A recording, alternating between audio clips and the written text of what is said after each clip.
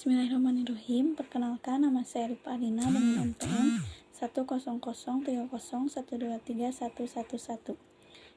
Di sini saya Prodi Pendidikan Agama Islam angkatan 2023 dari kelas D akan mempresentasikan tugas Pancasila kelompok 7 dengan topik Indonesia keindonesiaan.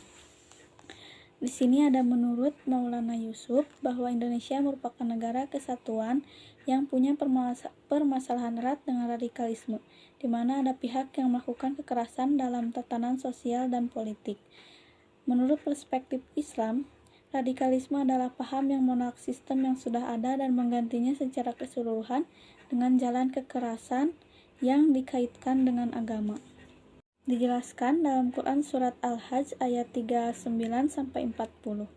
Fenomena yang Maulana Yusuf ambil dari kelompok Khawarij dan Ikhwanul Muslimin bisa dikelompokkan sebagai gerakan keagamaan yang memiliki operasi ideologi fundamentalistik. Khawarij juga dibingkai oleh ideologi sekuler, terutama ideologi kapitalisme.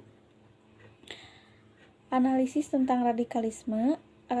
Radikalisme adalah suatu paham atau keyakinan yang sangat kuat terhadap satu pandangan, tidak menghiraukan pendapat orang lain, dan melupakan sejarah Islam, tidak komunikatif, dangkal dalam memahami ajaran agama yang bersifat tekstual tanpa memberikan maksud utama dari yang disyariatkan oleh Islam.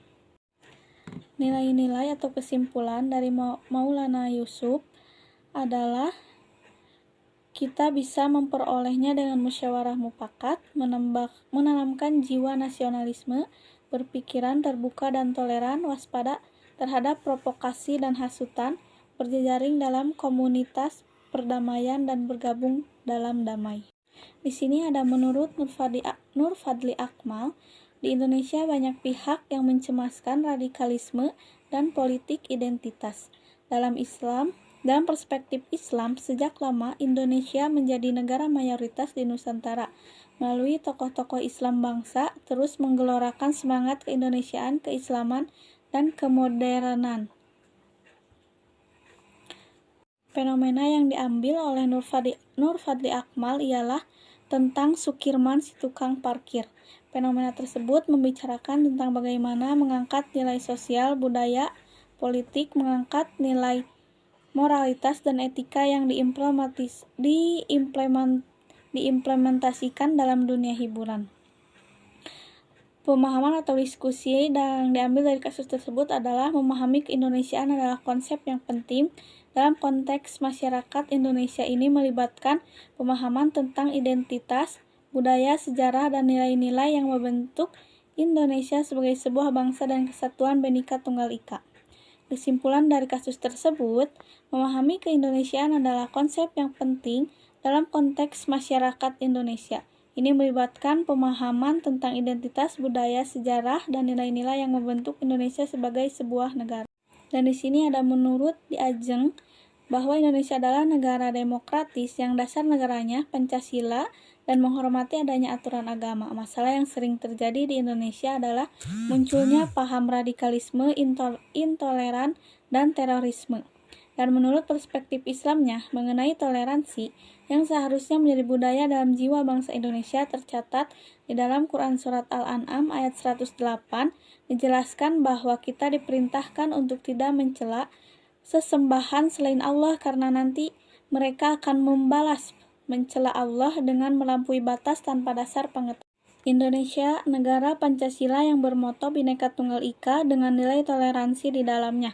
Islam agama rahmatan lil alamin, yang artinya Islam yang hadir di tengah masyarakat, harus mampu memberikan kasih sayang bagi manusia dan seluruh alam. Maka nilai yang terkandung dalam kasus tersebut yang dibawakan oleh Di Ajeng adalah nilai toleransi, intoleransi, dan radikal yang masih ada dalam jiwa bangsa, serta nilai toleransi yang seharusnya ditanamkan. Ada menurut Aulia Intan Sahila bahwa Indonesia dan keindonesiaan, yakni berbagai kaitannya yang menyangkut keberadaban, keadaan, dinamika, dan aspek-aspek kebangsaan lainnya yang menyatu dengan identitas kebangsaan yang kompleks dan tidak sederhana, itu penting didalami dan diperbincangkan. adanya kontroversi tentang konsep radikalisme yang terjadi wacana publik di Indonesia terakhir karena masih membawa muatan pandangan dan pelekatan dengan kecenderungan mengaitkan radikalisme agama khususnya radikalisme Islam menurut perspektif Islam secara menyeluruh dengan sudut pandang yang mendalam dalam kehidupan kebangsaan yang menjunjung tinggi tradisi. Fenomena yang diambilnya adalah dengan tujuan mengungkapkan makna-makna yang memberikan dasar bagi tindakan manusia yang penuh arti yang dalam. Dengan sosiologi interaktif dapat diketahui pula pemahaman-pemahaman intersubjektif mengenai sistem-sistem simbol dalam kehidupan manusia dengan segala tentang radikalisme di Indonesia sebagaimana. Maka permasalahan tersebut penting dikaji terutama dengan menggunakan perspektif sosiologi bagaimana menjelaskan masalah radikalisme di Indonesia secara mendalam serta mengembangkan moderasi keindonesiaan sebagai jalan baru menuju Indonesia ke depan sebagaimana cita-cita para pejuang dan pendiri. Dan yang terakhir ada menurut saya sendiri bahwa Indonesia adalah sebagai bangsa yang disatukan oleh pengalaman penderitaan. Mengapa saya menyebutkan bahwa Indonesia adalah pengalaman penderitaan? Karena bukanlah hal yang mudah bagi Indonesia mencapai sebuah kemerdekaan. Menurut perspektif Islam bahwa Pancasila sebagai ideologi dan Islam sebagai agama. Kasus yang saya ambil adalah kasus memperjuangkan kemerdekaan.